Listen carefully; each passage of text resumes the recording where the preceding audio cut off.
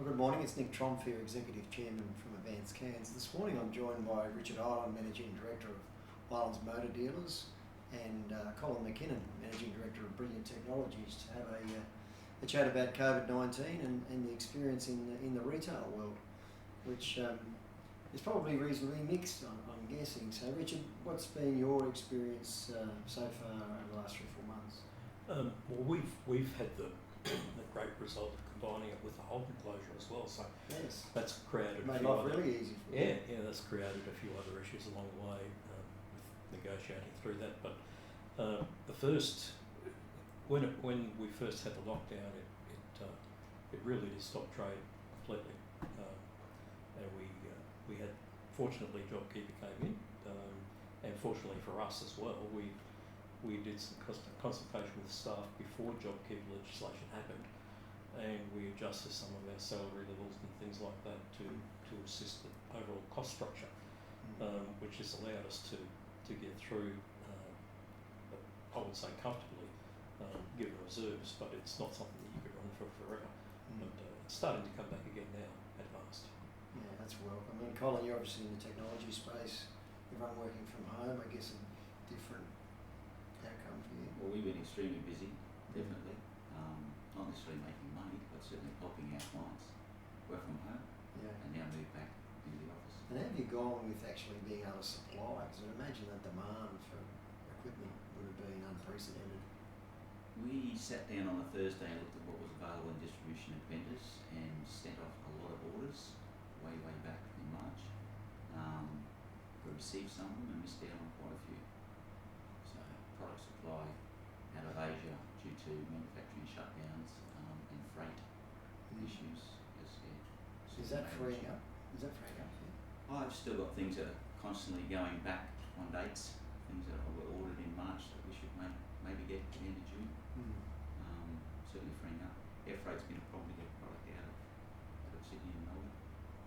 And have you had any challenges sourcing stock, Richard, in the car trade? I know sales have been slower, but Stock's been all right because the manufacturers had a lot of stock sitting in Australia when it happened.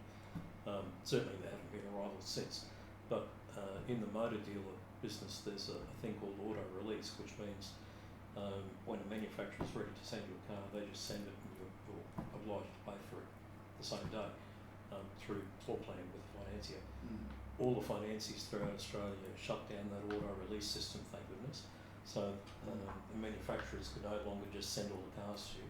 You had to actually get a release number for them. So for every car that we've sold, we've been able to pick up exactly what we want, get a release number from the financier, and that allows the car to come. So obviously a problem to computers. They want as many as they can get now.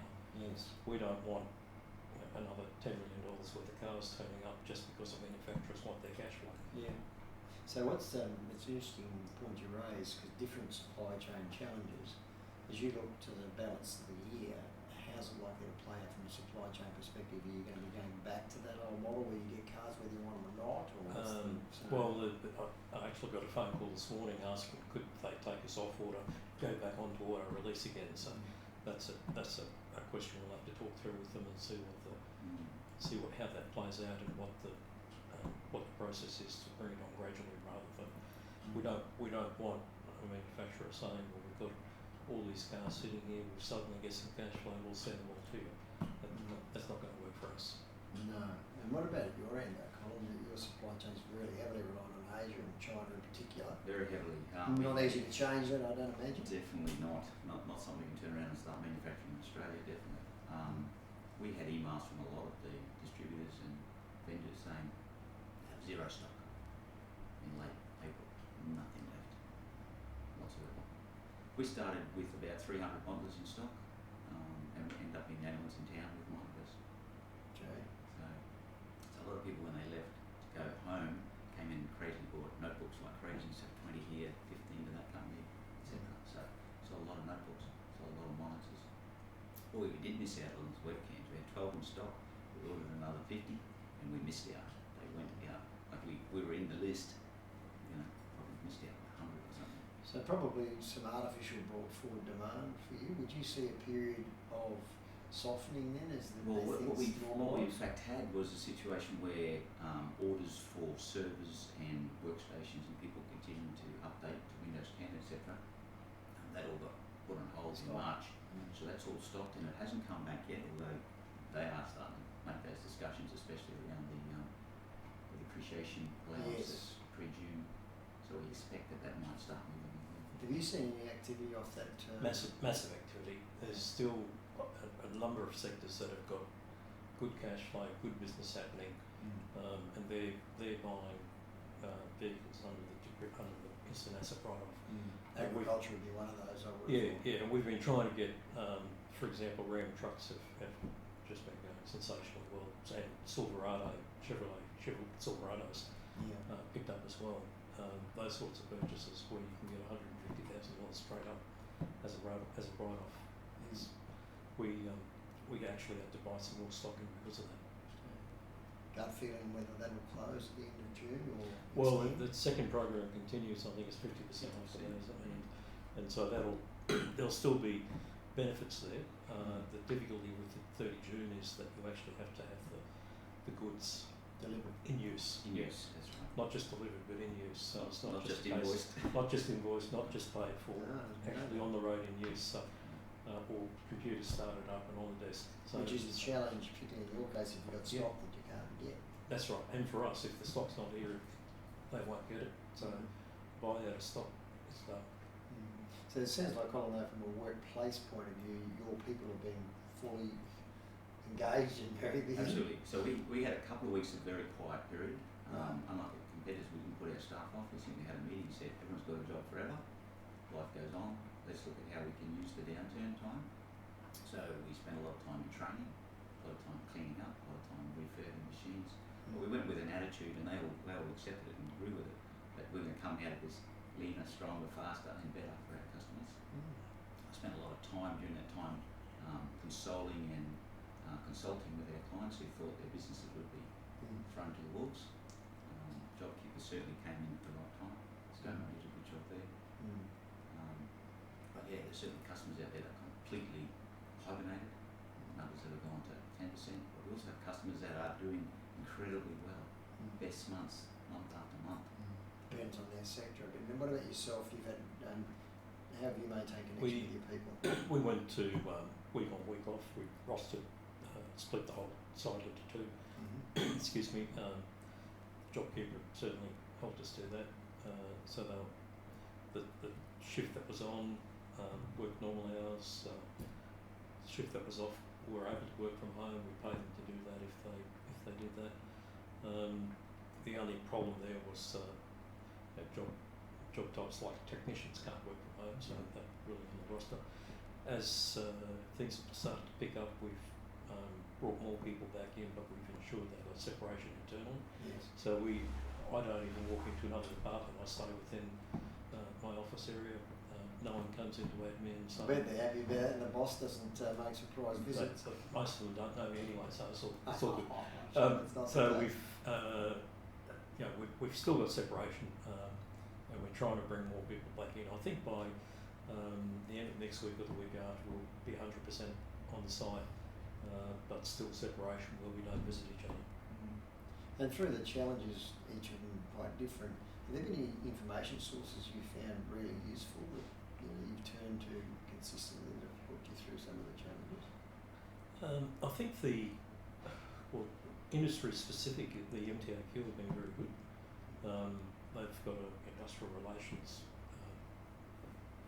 3 or 4 people in there that are enormously helpful.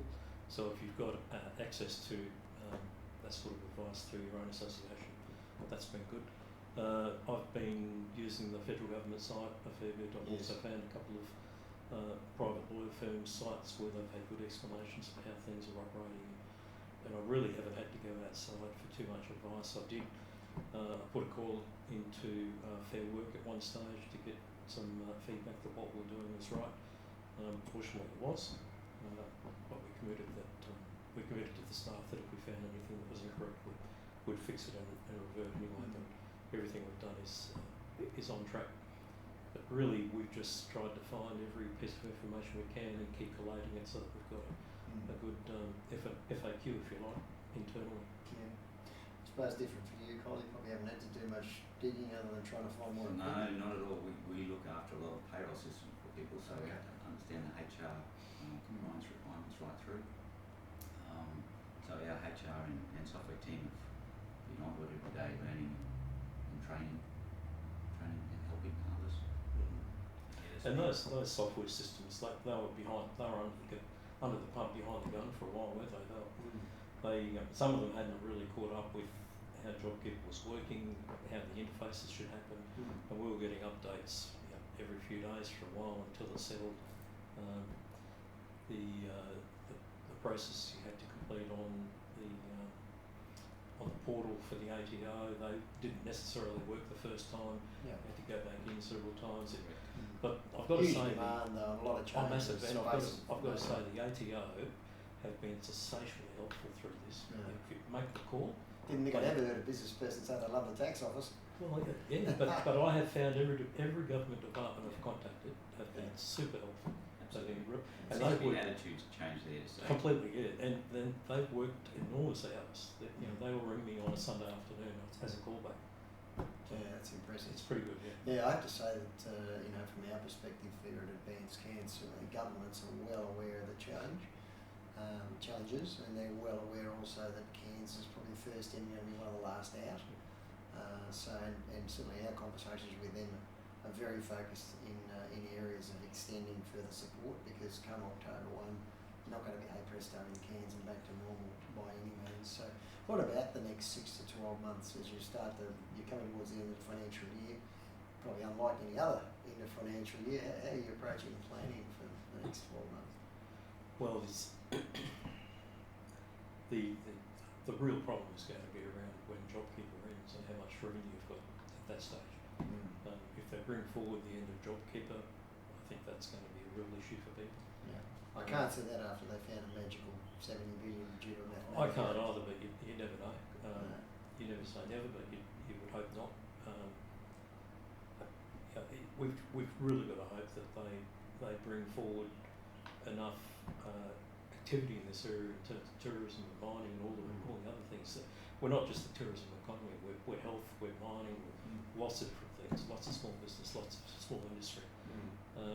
So we really need to get activity happening early, and small things like only a few days ago, someone said a few things about things being delayed until September that you could feel the economy die off overnight. Yeah.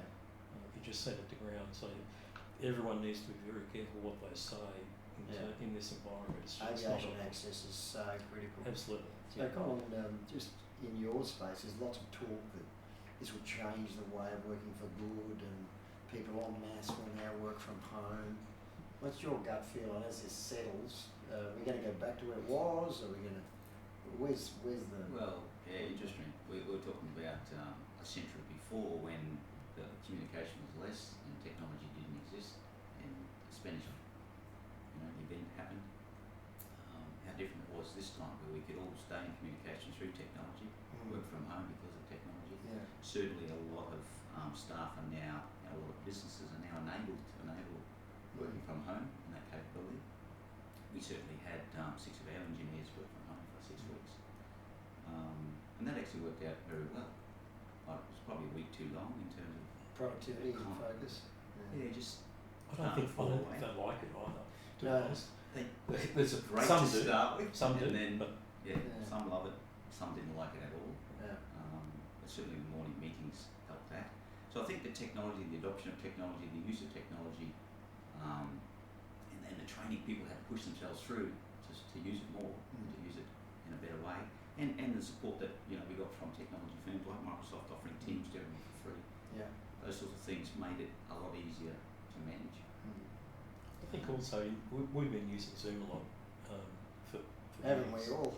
several times a day at our place, and we've always had a 10 o'clock get together with all the management team to talk about what's going on, but because it's on camera, you tend to go person by person, talk about the issues in their department, move on to the next one, and I think we'll end up having better face-to-face meetings Yeah, more because of shared conversation. because of how they've been sharing over a Zoom process. Keep that going forward. I think it's going to improve meetings face-to-face. Yeah, certainly the feedback we're getting is it comes down to industry, comes down to the profile of your employees. Some people thrive working from home, others are just not productive. Yeah. Because they're distracted, they need the team environment. Yeah, and I feel for people who are working from home, but they've also got Children. Either caring for aged or Parents. caring for people at home or children, it doesn't really matter. That's a challenge for them, and those people are pretty happy to get back to work at our place. Yeah. Well, look, certainly two stalwarts of business and industry in Cairns, in Richard Island and Colin MacKinnon. It's great to see you both here still firing and somewhat smiling, and we look forward to working with you in the future. Thanks for joining us. Thanks, Nick.